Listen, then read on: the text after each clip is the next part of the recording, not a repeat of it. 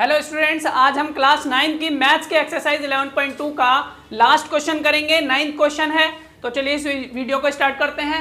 यहाँ पर हमारे पास क्वेश्चन दे रखा है, a right circular cylinder just encloses a sphere of radius are.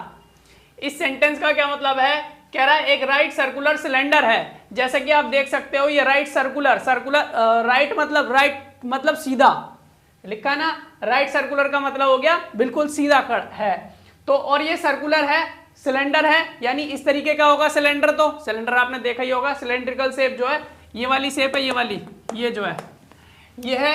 और ये क्या कर रहा है? जस्ट एनक्लोजेज, ये एनक्लोज कर रहा है, घेर रखा है। किसको कवर करता है? ये इस स्फीयर को, a sphere of radius R. इस स्फीयर को एनक्लोज कर रखा है, इसने बंद कर रखा है। इसके अंदर मतलब क्या है? स्फीयर है। इस सिलेंडर के अंदर क्या है? स्फीयर है, जिसकी रेडियस कितनी है? आर है। और ये पूरी तरह से ढक रखा है। अब ये मान सकते हो कि ये जो क्या है, ये टच कर रहा है। ये जो स्फीयर है, इस सिलेंडर की पूरी दीवार जो है उसको क्या कर रहा है? पूरा टच कर रहा है। इस तरीके से इसके अंदर रखा हुआ है ये स्फीयर। ये स्फीयर इस सिलेंडर के अंदर इस तरीके से रखा हुआ है। अब क्वेश्चन है हमारे पास, क्या कह रहा है? फाइंड, क्या निकालना है? इस क्वेश्चन के अंदर 3 पार्ट्स हैं। क्या क्या है हमारे पास? कह रहा है surface area of the sphere. पहले पार्ट में surface area of the sphere, इस स्फीयर का हमें सरफेस एरिया निकालना है। तो सरफेस एरिया का फॉर्मूला पता होना चाहिए आपको, तभी आप निकाल पाओगे। एक चीज और, यहां पर आपको वैल्यूज नहीं दे रखी हैं, आपको वैल्यूज नहीं दे रखी हैं, तो आप कैसे निकालोगे? सरफेस एरिया का जो फॉर्मूला है 4 पाई आर स्क्वायर होता है स्फीयर का।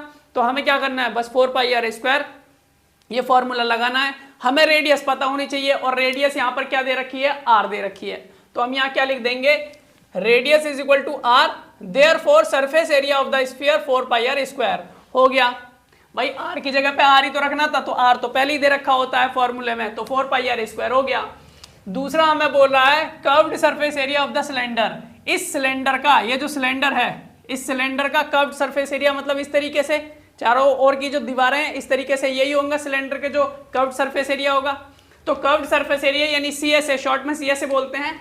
इसको निकालने के लिए हमारे पास क्या क्या होना चाहिए? पहली बात तो कर्व्ड सरफेस एरिया का फॉर्मूला पता होना चाहिए। तो सिलेंडर का जो कर्व्ड सरफेस एरिया का फॉर्मूला है वो क्या होता है हमारे पास? 2 पाई आर एच। 2 पाई आर एच, यानी हमें किस किस की चीज की जरूरत है? आर, एच और पाई। पाई की वैल्यू हमें पता है, तो आर और एच पता होना चाहिए। अब यहां पर हम क्या करेंगे? हमने यहां लिखा because radius of the cylinder is equal to radius of the sphere. ये जो सिलेंडर का रेडियस है, इस सिलेंडर का रेडियस चाहिए ना, तो सिलेंडर का जो रेडियस है वो किसके बराबर हो जाएगा? इस स्फीयर के रेडियस के बराबर हो जाएगा। भाई इस यहां से देख सकते हैं हम, ये जो हमारे पास स्फीयर है इसका जो रेडियस होगा यहां से लेके यहां तक का ही तो होगा। यानी इसको मैं इस तरीके से बना देता हूं। ये जो टच कर रहा है ना, ये थोड़ा बनाना नहीं आया, तो इस तरीके से यहां से बीच में जो यहां से ये रेडियस होगा, और यही रेडियस किसका हो जाएगा? इस सिलेंडर का भी हो जाएगा। तो सिलेंडर का और स्फीयर का जो रेडियस है यहाँ पर समान ही है, एक जैसा है। तो इसलिए हमने लिखा है because radius of the cylinder is equal to radius of the sphere. अब हम क्या लिख देंगे? Therefore radius of the cylinder is equal to R, यानी अब हमें सिलेंडर का रेडियस मिल गया, और अब हमें क्या चाहिए? एच चाहिए।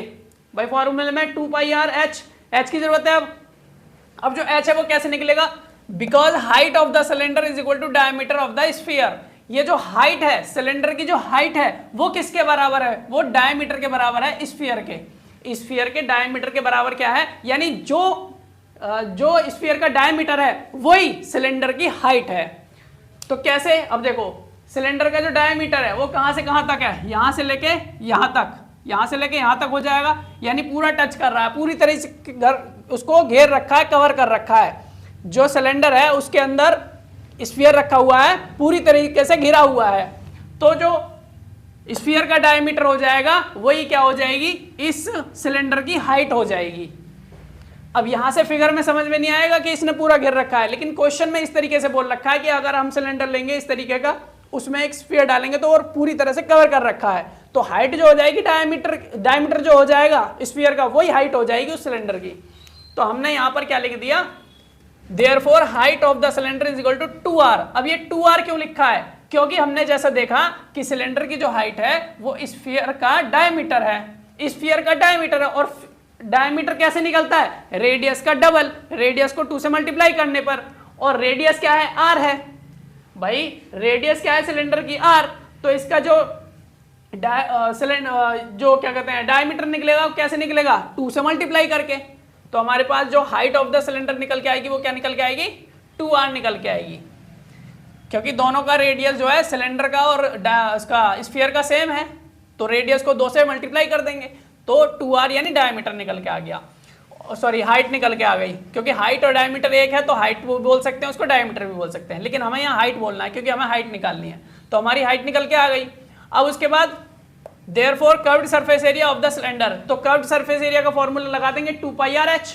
अब 2 की जगह 2, पाई की जगह पाई और r की जगह पे हमारा रेडियस, तो रेडियस ही है भाई, r ही दे रखा है, इसमें दोनों का रेडियस सेम है तो r रख दिया, और h की जगह पे हमने 2r रखा क्योंकि h हमारा क्या निकल के आया, हाइट ऑफ द सिलेंडर क्या है 2r, तो यहाँ पे हमने 2r रख दिया। अब इसको आगे सॉल्व किया, 2 से 2 की मल्टीप्लाई तो 4 आ गया, पाई की जगह पाई ऐसे ही आ गया, और पाई की पाई से मल्टीप्लाई तो सॉरी r की r से मल्टीप्लाई तो r स्क्वायर हो गया, तो ये हमारा आ गया 4πr स्क्वायर, यानी इसका जो कर्व्ड सरफेस एरिया आ गया सिलेंडर का वो क्या है 4πr स्क्वायर। ये दूसरा पार्ट हो गया। तीसरे पार्ट में क्या है, तीसरे पार्ट में है ratio of the areas obtained in first and second. ये जो हमने फर्स्ट वाले में और सेकंड वाले में एरियाज निकाले हैं, इनका हमें रेशियो निकालना है। तो देखो पहले क्या लिखा है, पहले लिखा है पहला और दूसरे में लिखा है दूसरा, इसी तरीके से रेशियोज निकालने हैं, जैसे क्वेश्चन के अंदर बोल रहा है उसी हिसाब से हमें क्वेश्चन को सॉल्व करना है। तो पहले पहला बोल रहा है फिर बाद में दूसरा बोल रहा है, तो पहले हम पहले वाले का एरिया रखेंगे। तो पहले वाले का जो एरिया निकाला था हमने, क्या निकाला था, इसका ये रहा 4πr स्क्वायर, तो हमने यहाँ रख दिया surface area of the sphere, तो पहले वाला स्फीयर ही था तो 4πr, पहले सरफेस एरिया लिखा ऑफ द स्फीयर, और फिर नीचे बट्टे में क्या लिखा, अपॉन में curved surface area of the cylinder. पहले हमने ये निकाला था फिर हमने ये निकाला था, और इनको अपॉन में क्यों रखा गया है, रेशियो ऐसे ही निकलेगा, आपको क्या है अपॉन में ही रखना है। अभी मैं आगे जाके इनको क्या कर सकता हूं, इसको ऐसे लिखेंगे, आगे बताऊंगा। देखो सबसे पहले हमने क्या लिखा 4πr square, surface area of the sphere लिख दिया, और उसके बाद नीचे curved surface area of cylinder क्या है, ये रहा 4πr स्क्वायर, ये भी 4πr स्क्वायर आया है। तो दोनों को अब हम क्या करेंगे, जब हम 4πr स्क्वायर से 4πr स्क्वायर को काटेंगे तो हमारे पास 1:1 आएगा। अब ये 1:1 कैसा है, देखो मैं आपको बताऊं, एक एग्जांपल दूं, अगर 5/5 लिखा है तो इसको अगर मैं काटूंगा क्या आएगा, 5 × 5 5 × 5 ऐसे ही तो आएगा, तो क्या बचेगा 1/1, यही बचेगा। ऐसे ही यहां पर बचेगा, इसको करेंगे तो 1/1 बचेगा। जब 1/1 बचेगा तो इसको हम और कैसे लिख सकते हैं, ऐसे, नीचे वाली वैल्यू राइट हैंड साइड में जाती है, ध्यान रखना। इसी तरीके से आपको लिखना है रेशियो में, तो ऊपर वाली तो इस तरफ होगी और नीचे वाली उधर चली जाएगी, तो ये ऊपर वाली इधर आ गई और ये नीचे वाली इधर चली गई, और ये दो बिंदु है ना, यही रेशियो है। तो 1:1, यानी कि जो हमारा रेशियो आ गया इनका वो कितना आ गया, यहाँ पर लिखा है ना ratio of the areas obtained, first और सेकंड में जो एरियाज हमने निकाले थे उनका रेशियो है 1:1। अगर आपको क्वेश्चन में बोल देता सेकंड वाले का 1 से रेशियो निकालो, तो आपको पहले सेकंड वाला लिखना पड़ता एरिया, फिर पहले वाले का लिखना पड़ता, यानी ऊपर लिखना पड़ता दूसरे वाले का और नीचे लिखना पड़ता पहले वाले का। तो फिर क्या हो जाता, फिर मतलब रेशियो, इसको काटने के बाद रेशियो कैसे निकलता, लिखते हम उसे ऐसे ही, ऊपर वाली जो वैल्यू है उसको पहले और जो नीचे वाली वैल्यू उसको बाद में।